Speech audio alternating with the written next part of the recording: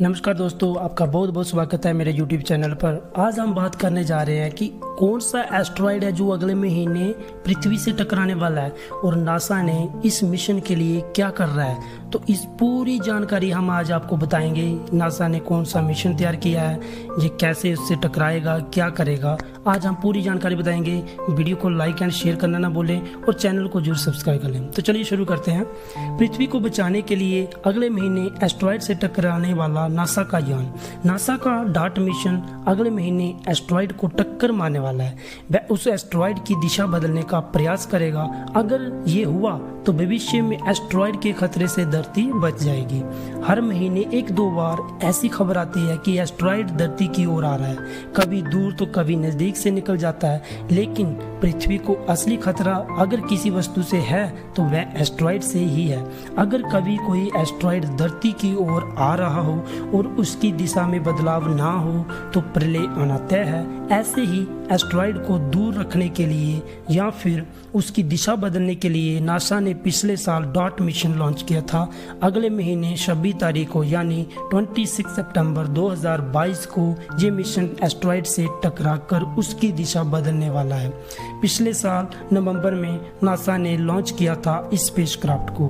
धरती को एस्ट्रॉयड के हमलों से बचाने के लिए ये स्पेसक्राफ्ट दूर अंतरिक्ष में चक्कर लगा रहे एस्ट्रॉयड से टकराएगा।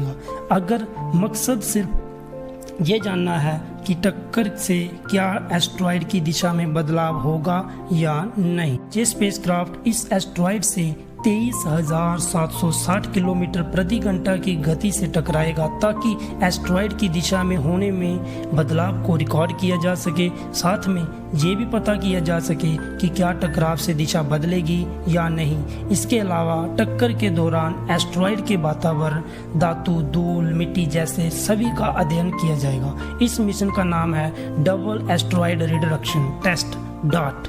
जिस तकनीक को अयोग से ये कार्य किया जाएगा उसे काइनेटिक इम्पैक्टर टेक्निक कहा जा रहा है। ये तकनीक इसलिए विकसित की गई है ताकि धरती की तरफ आ रहे एस्ट्रॉयड से स्पेसक्राफ्ट को टकरा कर उसकी दिशा में परिवर्तन किया जा सके। जिस एस्ट्रॉयड पर नासा डार्ट स्पेसक्राफ्ट के जरिए हमला करेगा उसका नाम है डिडीमोस। डिडीमोस एस्ट्रॉयड 2600 फीट व्यास का है। इसके चारों तरफ चक्कर लगाता हुआ एक छोटा चंद्रमा जैसा पत्थर भी है। इस चंद्रमा का नाम है डिमोर्फस यान की टक्कर इसी से होगी। इसका व्यास है 525 फीट। नासा इस छोटे चंद्रमा जैसे पत्थर को निशाना बनाएगा जो डिडीमोस से टकराएगा। इसके बाद दोनों की गति में होने वाले बदलाव का अध्ययन धरती पर मौजूद टेलीस्कोप से किया जाएगा। अगर ये मिशन सफल होता है तो भविष्य में धरती को बचाना आसान हो जाएगा।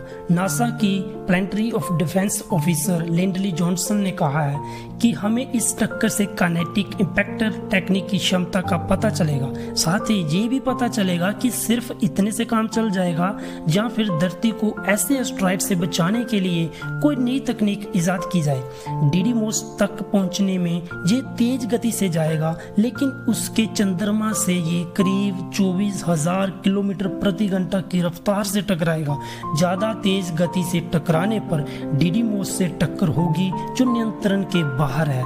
इसलिए डार्ट स्पेसक्राफ्ट की गति धीमी करके उसे डिडीमोस के चंद्रमा से टकराया जाएगा। अगर टक्कर से चंद्रमा की गति में थोड़ा भी बदलाव आता है तो वह उससे डिडीमोस से टकरा सकता है, जिससे दोनों की गति और दिशा में मामूली अंतर आ सकता है। अंतरिक्ष में 1 डिग्री और 1 किलोमीटर की गति को कभी भी बड़ा असर डाल सकती है, धरती से टकराव को रोक सकती है। डॉट स्पेसक्राफ्ट पर नजर रखने के लिए साथ में ही इटालियन स्पेस एजेंसी का light Italian cube set for imaging asteroids भेजा जा रहा है। ये टक्कर के समय डिडीमोस एस्ट्रॉयड के पास से गुजरेगा ताकि टकराव की फोटो ली जा सके और उसकी तस्वीर धरती पर भेज सके।